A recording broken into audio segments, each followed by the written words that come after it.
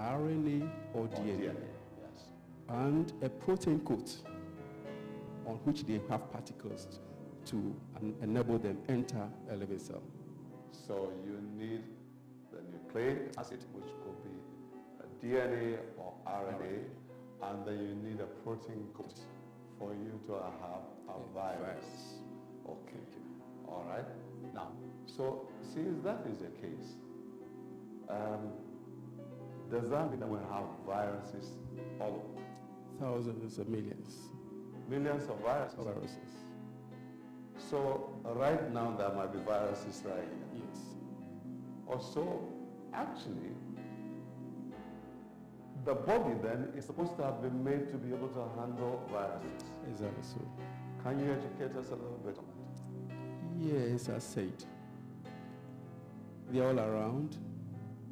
Mainly you find them in what we call hosts. Can be in the sea, in the forest, plants. All forms of life have been infected with a virus. Okay, just hold on there. So it means a virus without a host is actually not going to do anything. Yes, innate, just like we call It's it innate. So in that case, it means it's the enabling environment that gives power to a virus. Exactly. It means it's not the virus on its own that has so much power that it can destroy. Exactly. So you know, talking about that, we will come to COVID-19 in a moment. Does that mean every flu, common cold, all that is because of viruses? Yes. Every flu, common cold, no, not so, yeah. That's why I'm asking that. Sorry. Yes. No. Okay, so educate us. There are the causative, the viruses that manifest in the form of flu, cold.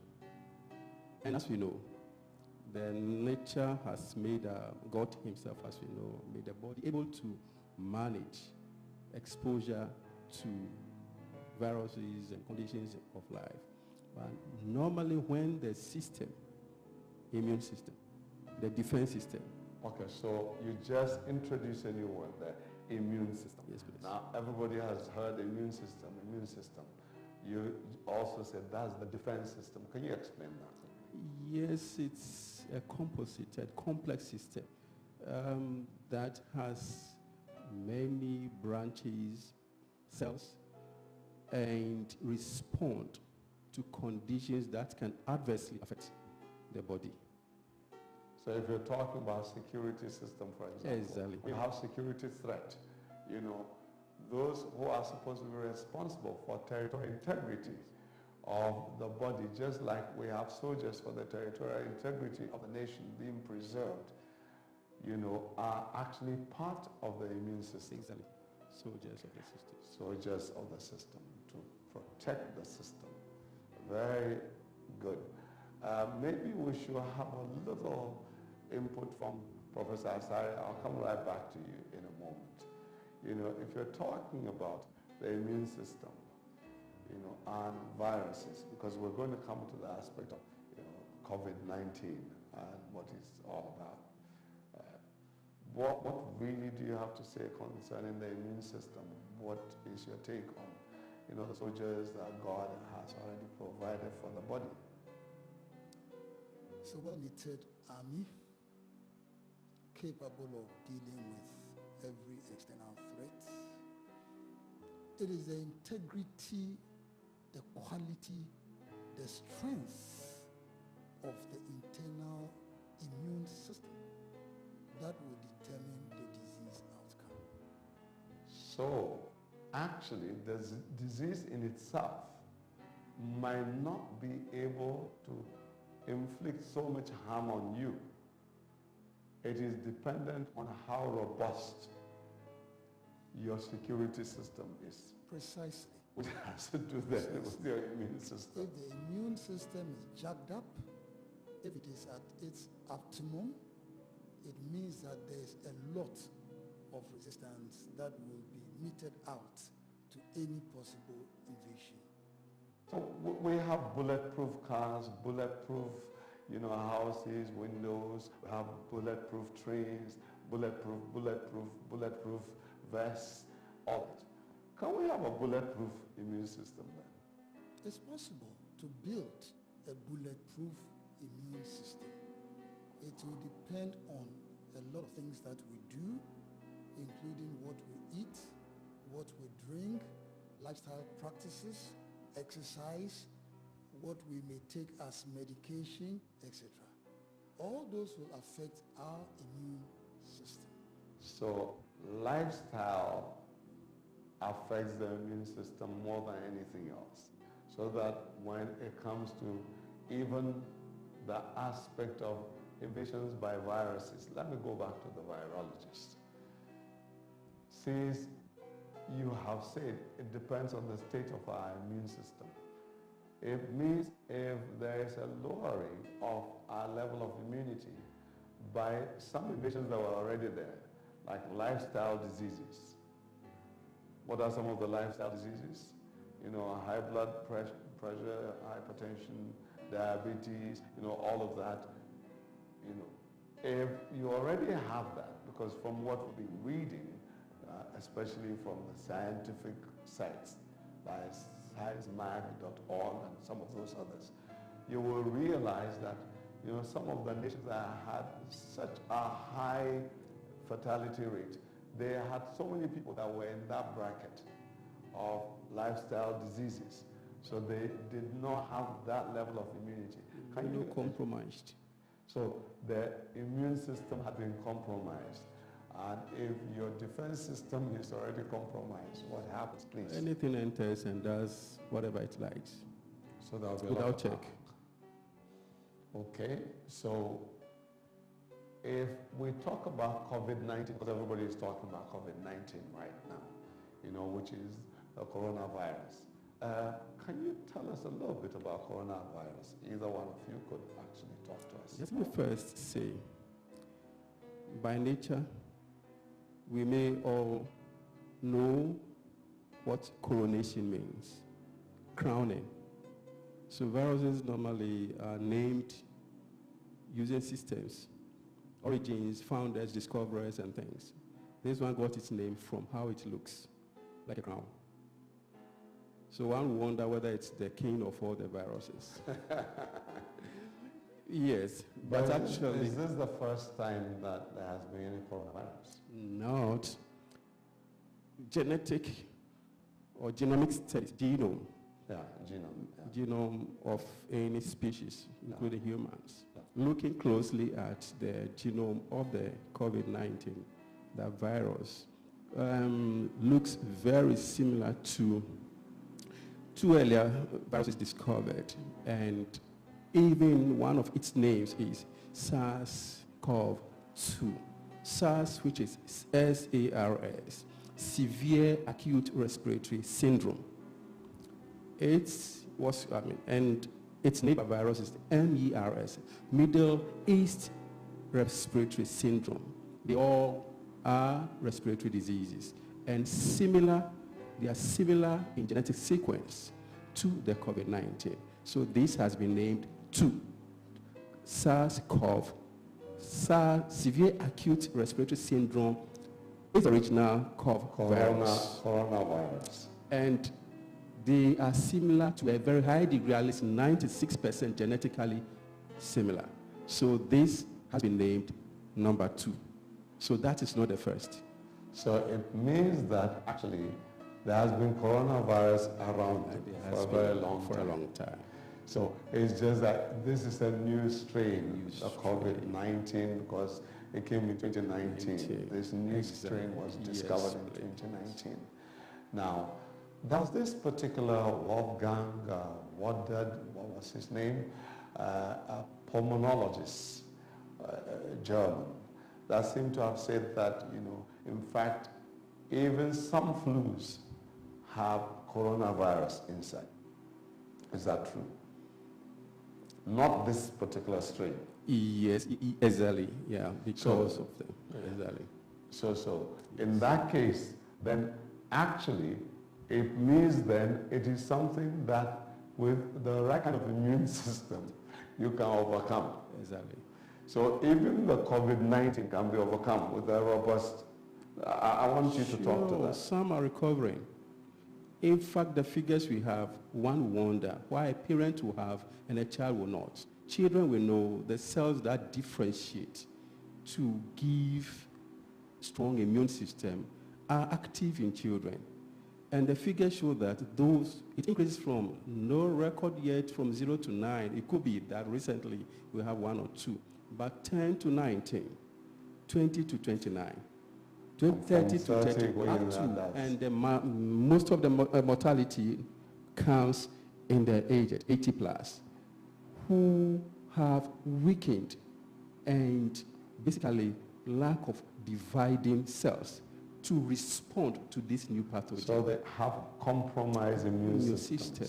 So it's the security system that seems to be the challenge. Rate is very low or minimal in children. Why? Because their own immune system is robust. Yes. They have bulletproof immune system. Oh, wow. Do you have anything you want to say to that, or we'll go to the next question? Well, to pick up, he's giving us a sort of graphical presentation of decline in immune system as one ages. So for us to build a bulletproof system, we need to begin to question what we can do as one ages to have an immune system that is not weakened. And it means that we have to look around at whatever we have that can be an immune booster, even for us. We'll come to that, hold that thought.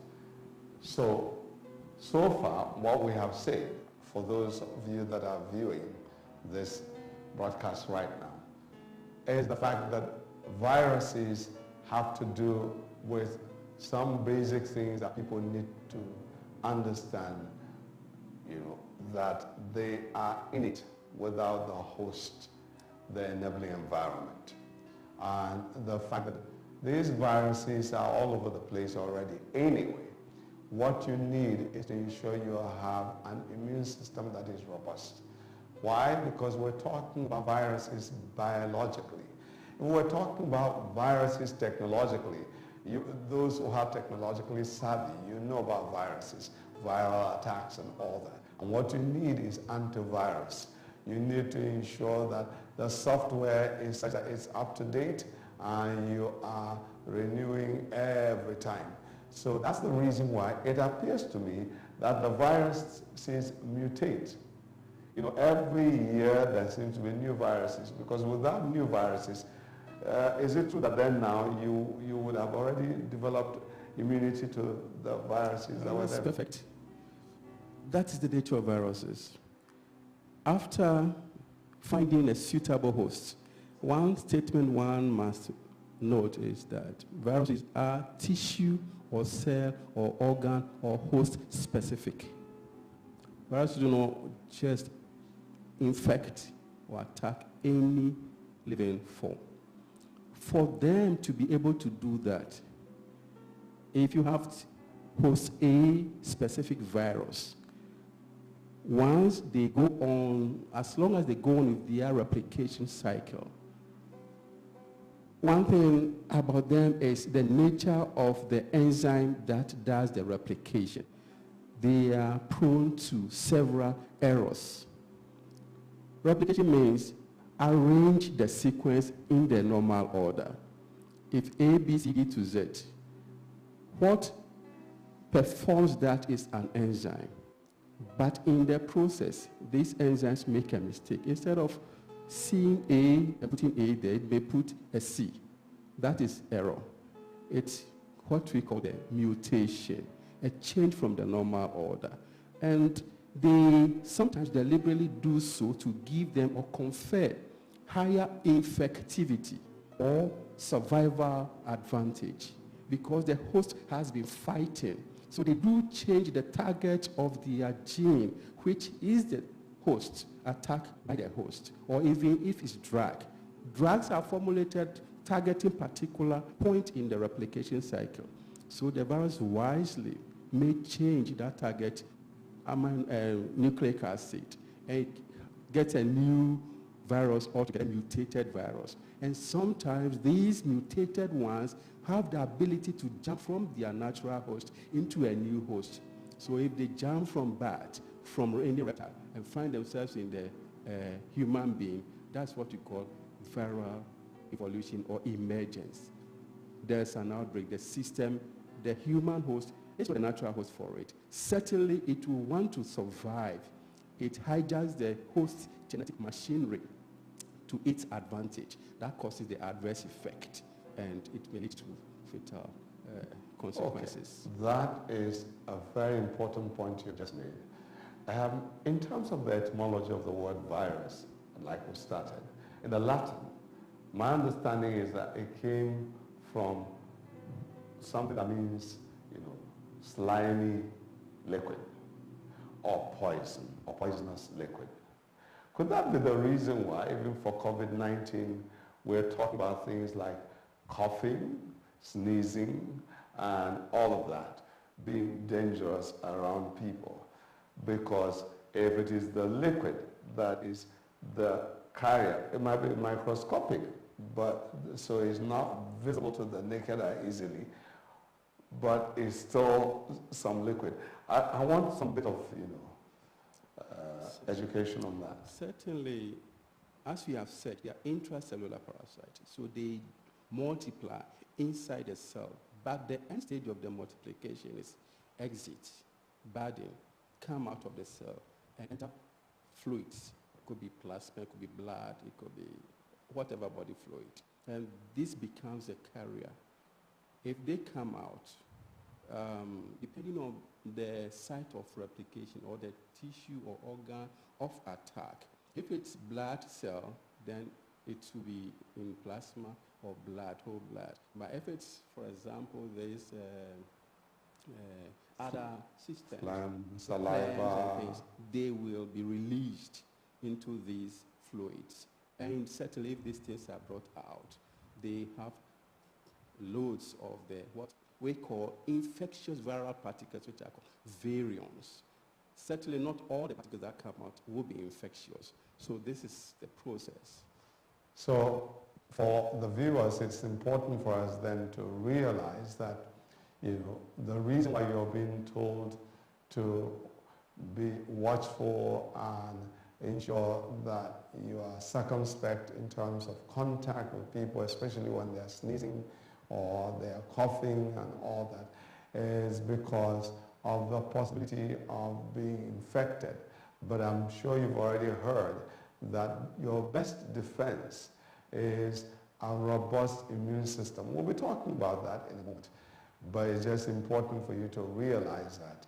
And then, of course, it's important for us then to look at the various aspects of this whole thing we're talking about. What are some of the things we can do to protect ourselves?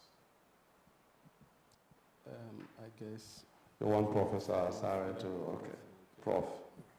Some of the basic things that we are being asked to do is distancing ourselves from people, to keep some distance, about a meter from someone.